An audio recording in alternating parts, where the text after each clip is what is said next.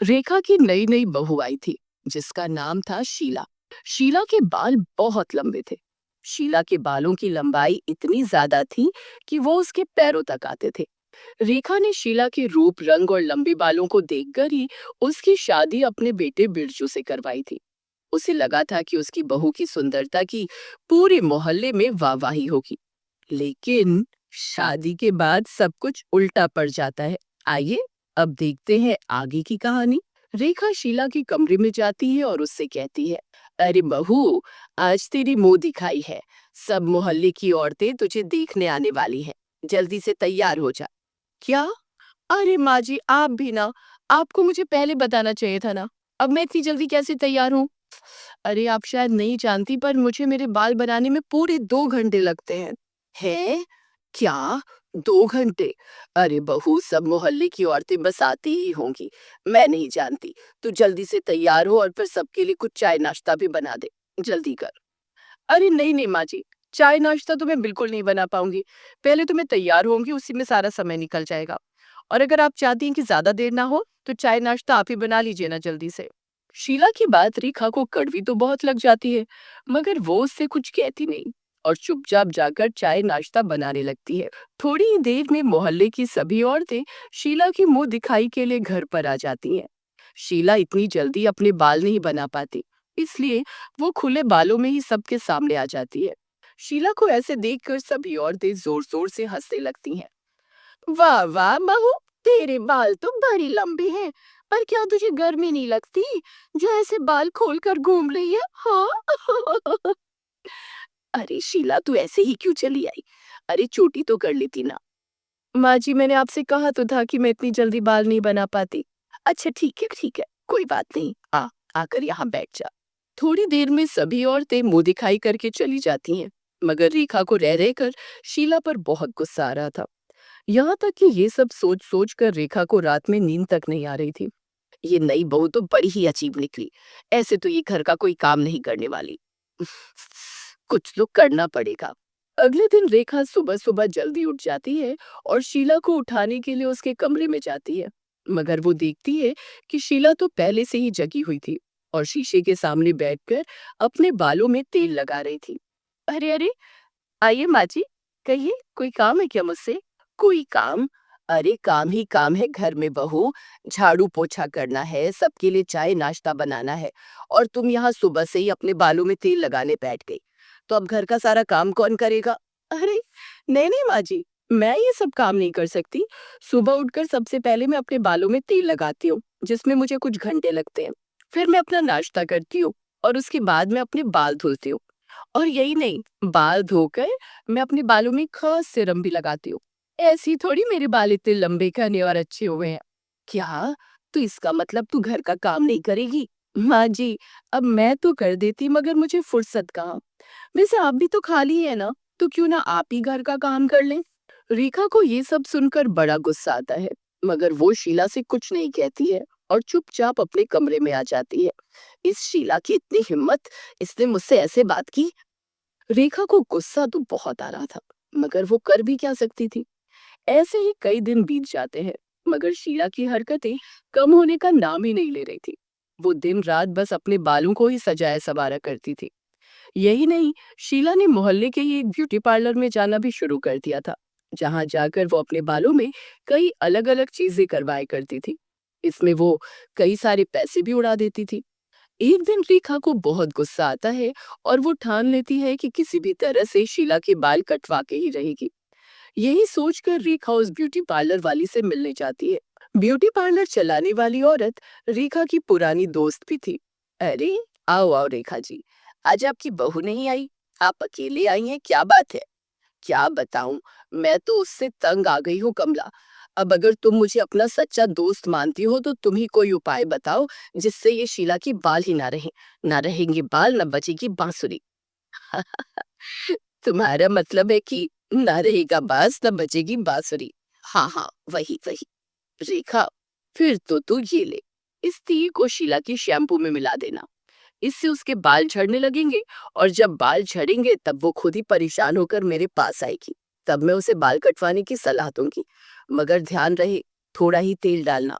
रेखा तेल पाकर बड़ी खुश होती है और अपने घर चली आती है। मगर बदला लेने के चक्कर में रेखा बिना ध्यान दिए सारे तेल की शीशी ही शैम्पू में मिला देती है। जब शीला वो शैम्पू इस्तेमाल करती है तब वो जोर से चिल्लाती है, हे भगवान, ये क्या हो गया। शैम्पू इस्तेमाल करने के बाद शीला की थोड़े नहीं बल्कि सारे बाल ही झड़कर नीचे गिर गए थे। ये देख कर शीला बाथरूम में ही बेहोश हो जाती है और बिरजू उसे हॉस्पिटल ले जाता है। उधर रेखा भी ये सब देखकर दंग थी और उसे कुछ समझ नहीं आ रहा था कि वो क्या करे। उसने जल्दबाजी में सारा ही तेल शीला के शैम्पू में मिला दिया था और अब उसे बड़ा पछतावा हो रहा था। कुछ देर बाद बिरजू शीला को लेकर घर आता है और शीला को उसके कमरे में आराम करने के लिए भेज देता है। मौका पाते ही रेखा बिरजू से पूछती है, क्या हुआ बिरजू, बहू ठीक तो है ना। क्या बताऊं माँ, उसके सारे बाल झड़ गए हैं और वो बहुत गहरे सदमे में है। ना जाने ये सब कैसे हो गया। मैं उसे समझाने की बहुत कोशिश कर रहा हूँ लेकिन वो बस रोए जा रही है। बेटा, मैं तुझे कुछ बताना चाहती हूँ। वो दरअसल दरअसल क्या हुआ माँ, बोलो ना। वो शीला के बाल झड़ने के बारे में मैं तुम्हें कुछ बताना चाहती हूँ। असल में वो रेखा बिरजू को सब सच बताने ही वाली थी कि तभी शीला गुस्से में घर से बाहर निकल जाती है। अरे शीला, कहाँ जा रही हो, रुको। बिरजू और रेखा दोनों शीला का पीछा करते हुए उसी पार्लर में पहुंच जाते हैं जहां पर शीला आखिरी बार गई थी। वहां पर पहुंचते ही शीला ने ब्यूटी पार्लर की मालकिन को धक्का दे दिया और उसे जमीन पर गिरा दिया।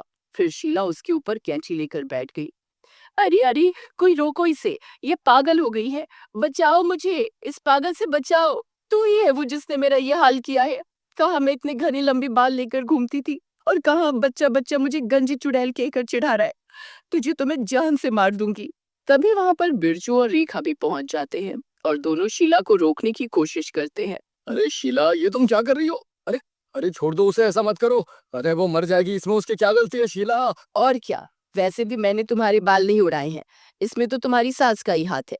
मैंने वही किया जो उन्होंने मुझसे करने को कहा था। मेरी इस सब में कोई भी गलती नहीं है।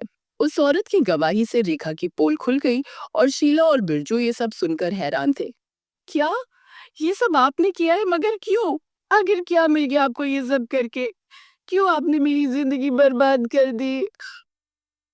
हाँ माँ, आखिर आपने ये सब क्यों किया। अपनी बहू के साथ कोई ऐसा करता है क्या भला। अरे तो मैं और क्या करती बेटा। ये सारा सारा दिन बस अपने बाल बनाती रहती थी। घर के किसी काम को हाथ नहीं लगाती थी और मुझे पलट कर जवाब भी देती थी। इतना ही नहीं, इसके चक्कर में सारे मोहल्ले वाले मेरा मजाक उड़ा रहे थे। तो इसलिए आपने मुझे गंजा कर दिया ताकि लोग आपका मजाक ना उड़ाएं और आपके घर के काम अच्छे से हो सके। अरे नहीं नहीं, मैंने ये बिल्कुल भी नहीं चाहा था। मैं तो बस इतना चाहती थी कि तुम्हारे थोड़े से बाल कम हो जाएं ताकि तुम घर पर ध्यान दो। लेकिन ये तो पूरी गड़बड़ हो गई। मुझे माफ कर दो शीला, मैं नहीं चाहती थी कि तुम्हारे सब बाल झड़ जाए। रेखा को ऐसे माफी मांगते देखकर शीला कुछ भी नहीं बोली और वापस घर चली गई। उसकी चुप्पी देखकर सभी लोग हैरान थे। चलो माँ, घर चलो। शायद शीला ने आपको माफ कर दिया है। हम घर चलकर उससे बात करेंगे। अभी चलो यहाँ से, यहाँ काफी तमाशा हो चुका है। बिरजू रेखा को लेकर घर आ गया लेकिन शीला अपने कमरे से बाहर नहीं आई। अगले दिन सुबह सुबह जब रेखा नहाकर निकली तो शीशे में खुद को देखकर बहुत तेज चिल्लाई, आ नहीं, ये क्या हो गया। उसकी चीख सुनकर शीला और बिरजू भी वहां आ गए। रेखा के सर के भी सारे बाल झड़ गए थे और अब वो भी शीला की तरह ही गंजी हो गई थी। हैं? ये सब क्या है। ये कैसे हो गया माँ, आपके भी सारे बाल कैसे झड़ गए। अरे मुझे क्या पता, मैं तो बस नहाने गई थी। न जाने कैसे मेरे सारे बाल एक साथ झड़ गए। मुझे कुछ समझ नहीं आ रहा कि ये सब कैसे हो गया। तभी रेखा की नजर शीला पर जाती है और वो एकदम शांत खड़ी थी। उसकी चुप्पी बहुत कुछ कह रही थी। शीला, तू इतना चुपचाप क्यों खड़ी है? कहीं कहीं इसमें तेरा हाथ तो नहीं है ना? बड़ी देर में समझ आया मेरी प्यारी सासू माँ। आपको क्या लगा था कि आप मुझसे माफी मांगेंगी और मैं सब कुछ भूल जाऊंगी? जी नहीं, अब जितने दिन मेरे सर पर बाल नहीं होंगे उतने ही दिन आपके सर पर भी नहीं होंगे। अब हम दोनों मिलकर घर का काम करेंगे और सभी बच्चे अब हम दोनों को बराबर चिढ़ाएंगे। क्यों, ठीक है ना? क्या, ये क्या मजाक चल रहा है मेरे घर में। पहले तो माँ और तुम भी शीला, तुम लोगों ने तो इस घर को लड़ाई का मैदान बना रखा है। मैंने तो सिर्फ वही किया जो मेरे साथ हुआ था और अब हिसाब बराबर हुआ। और ये तो अपने कर्मों का फल है ना। ओफो, जो मन में आए वो करो। मैं तो जा रहा हूँ यहाँ से। ये पागलपन देख देख कर मेरा तो दिमाग ही खराब हो रहा है। बिरजू गुस्से में वहां से चला गया और शीला की बात सुनकर रेखा खिसिया कर रह गई। लेकिन अब वो कर भी क्या सकती थी, क्योंकि ये सब था तो उसके कर्मों का ही फल। अब जो घर लंबे बालों वाली बहू के नाम से जाना जाता था, वो दो गंजी सास बहू की जोड़ी के नाम से जाना जाने लगा।